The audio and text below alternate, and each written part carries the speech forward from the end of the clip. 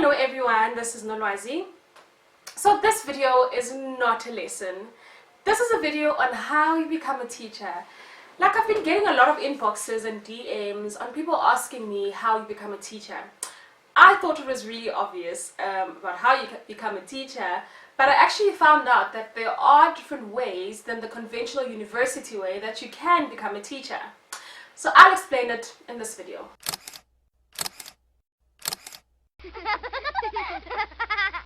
Okay, so there are three ways to become a teacher or to study towards becoming a teacher. I'm going to discuss the first way. The first way is if you don't have a matric certificate.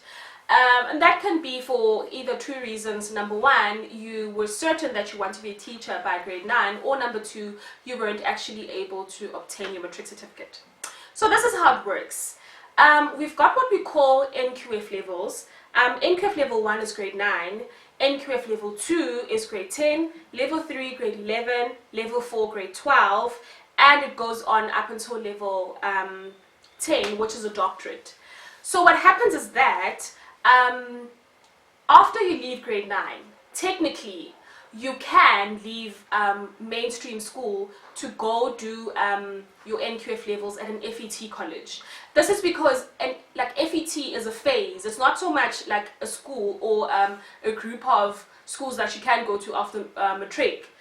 It's actually like a phase. Grade 10 to grade 12 is called the FET phase. Equally, going to an FET college would render you as qualified as someone who did grade 10 to grade 12.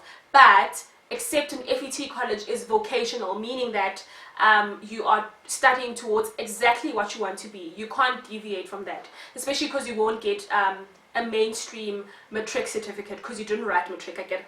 So say you don't have a matric or you want to study to be a teacher, you then move on to do your levels. So you do your level 2, which is equivalent to grade 10, and level 2, 3 and 4, level 4 being matric. Yes, you do that at an FET college where you're doing your ECD levels, where they're teaching you the basics and the fundamentals of being a teacher at a daycare center. So you're learning really important things regarding their health, reaching milestones, and all of those things you do there. You can then upskill yourself to a level 5. That's if you're going the FET college route. You upskill yourself from a level 4 to a level 5 at the FET college, which is then a higher certificate. So this is like passing your matric with a high certificate that now warrants you to go and upskill yourself to a level 6.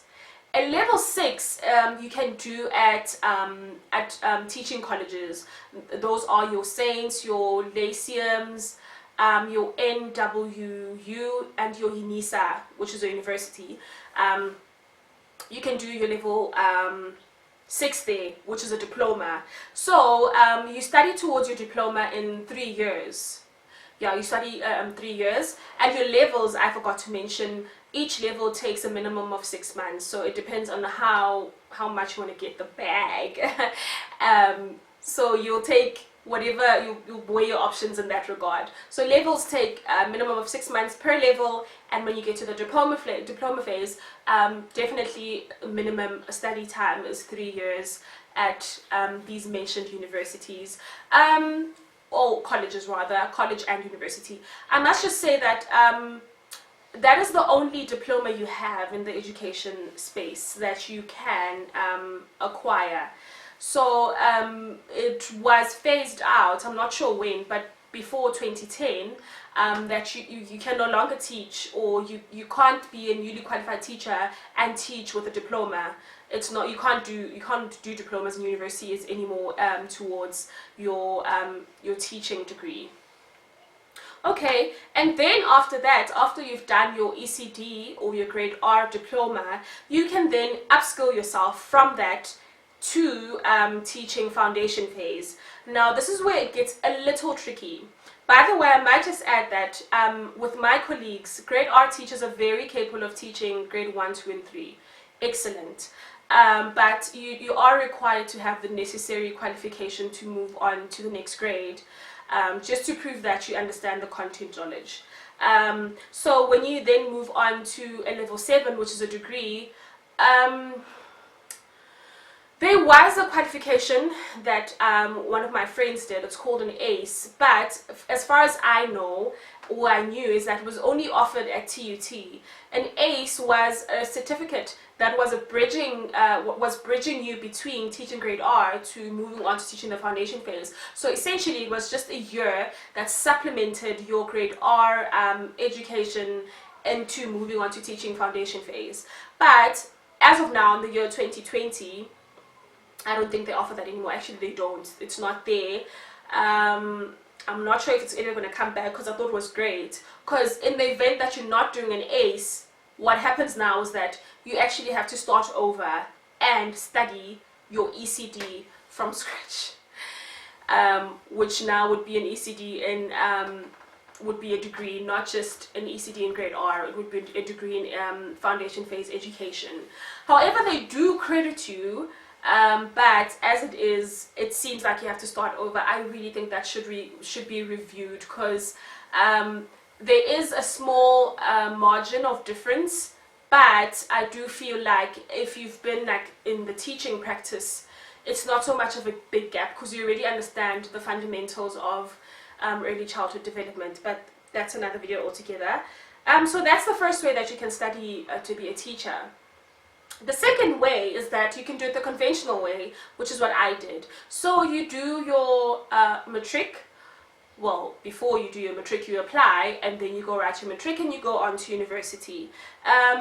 All universities in South Africa offer a teaching degree or a degree in education in the following 3 phases: either foundation phase, the intermediate phase, actually it's 4, the senior phase, and the FET phase. In my case, I did the foundation phase, and I studied at the University of Johannesburg. I can promise you that the University of Johannesburg is one of the best universities to offer an ECD. No lie, it is state of the art. Even we even had like a school on campus where you could track a child from grade R until grade 3. You track their progress, their psychology, how they learn. So it was really out of this world. It was great. Nonetheless, when you're in matric, here's a myth that I noticed. Apparently, when you're in matric, if you want to be doing FET, for example, or you want to be doing senior phase, you must have the equivalent matching subjects that you want to teach, which is not true. They actually start you from scratch when you get to varsity, but you have to learn much more than someone who hasn't. For example, let's say you want to teach life sciences, but you didn't do life sciences in varsity. It means that you have to work much harder than someone who has done life sciences to get yourself up to scratch as to what's what. But you can apply to teach FET without the relevant subjects. So as I said, you can apply at any South African university. They all offer degrees in education in those different phases, in those 4 different phases. Yeah, I think that's one part. I just want to address a myth. Apparently, teachers who teach grade 1 to grade 3 get paid different to teachers who teach matric, which is an absolute myth. The only difference is that teachers who teach matric or the FET have what we call SIPs.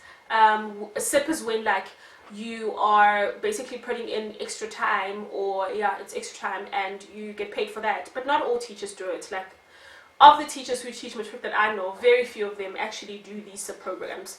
So we all get paid the same. And I'll discuss the finances in another video, so do subscribe. And then the last part is that how to study to become a teacher if you already have a degree.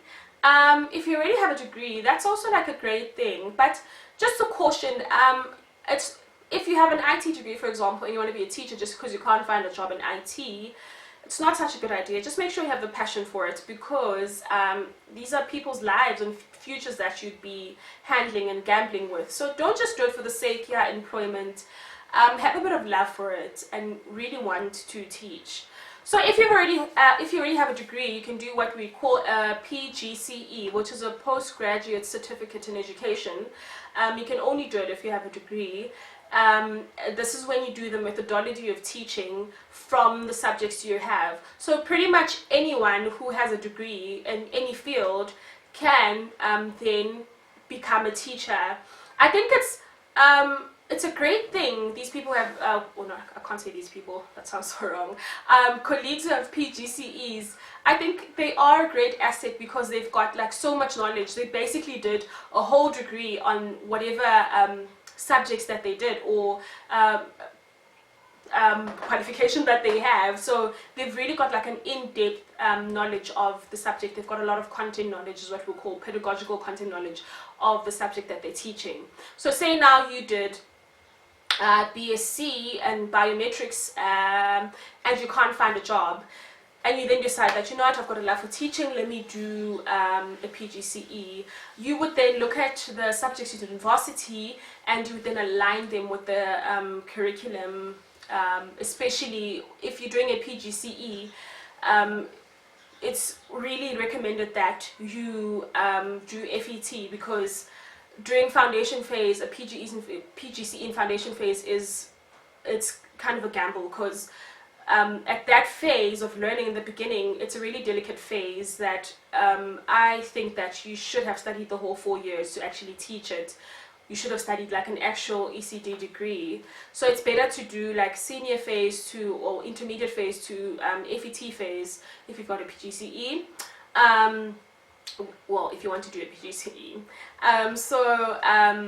So we spoke about biometrics.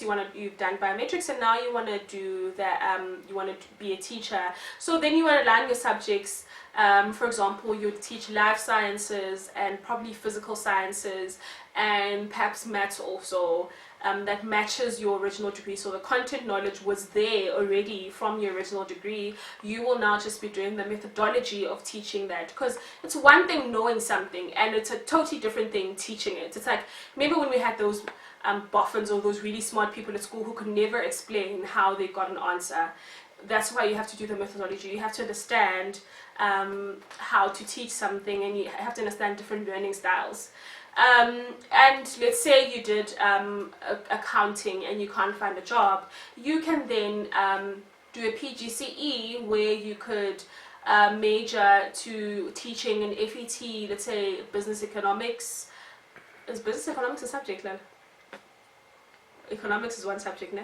And then, yeah, sorry, economics, and then, sorry guys, I don't know much about the FET. I'm a master, yeah, foundation phase. So you can do business, economics, and then accounting also. So you just match your degree to what you'd be teaching, basically. So those are the 3 different ways which you can become a teacher. So I will be doing another video, if you subscribe, on something very interesting. Some people want to know how much teachers get paid. I can actually break this down. My husband is looking at me funny. I can actually break this down for you. Actually, I will, because it's important to know, especially if you want to study to become a teacher, you have to know what's on the other side, you know, just so you can know how you'll manage. Yeah, I think that's the end of the video. Thank you for watching.